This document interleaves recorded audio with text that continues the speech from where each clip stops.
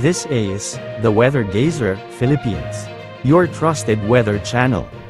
Magandang araw Pilipinas, narito na ang pinakauling update sa binabantayan nating bagyong nabuo sa silangan ng ating bansa sa mga oras na ito. Sa kasalukuyan nga ay namuo na bilang bagyo ang low pressure area na binabantayan natin nitong mga nakaraang araw at pinangalanan na ito ng Pag-asa bilang bagyong Krising, ang ikatlong bagyo ngayong taon dito sa ating bansa. Huli itong namataan ng Pag-asa sa layong 725 kilometers east of Verac, Catanduanes at taglay na nito ngayon ang lakas ng hangin na umaabot sa 45 kilometers per hour malapit sa gitna at pagbugsong umaabot naman sa 55 kilometers per hour. Sa ngayon ay kumikilos ito ng medyo may kabilisan ng pakanluran sa bilis na 35 kilometers per hour. Sa mga susunod na oras ay mararamdaman na rin ang mga pag-ulang dala nito sa mas marami pang lugar sa bansa at sa kasalukuyan nga ay may mga nakakaranas na ng pinagsamang epekto ng bagyo at ng southwest monsoon na hinihila ng bagyong ito,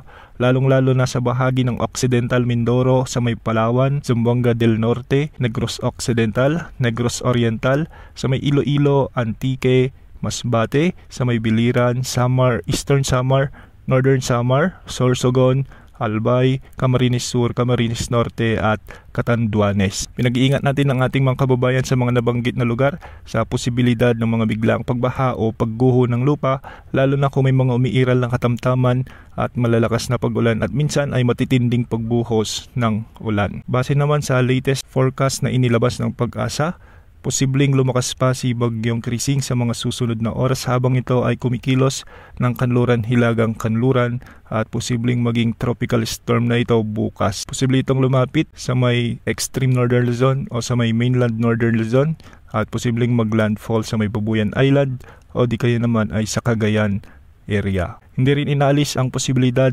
na mag-intensify pa ito o lumakas bilang typhoon category bago ito mag-landfall sa kalupaan. Ngayon pa lamang ay pinaalalahanan na natin ang ating mga kababayan sa posibleng maging epekto nito, lalo na yung mga pag-ulang dala nito at yung habagat na i-enhance ng nasabing bagyo.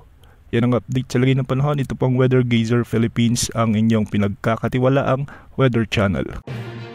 This is the Weather Gazer Philippines, your trusted weather channel.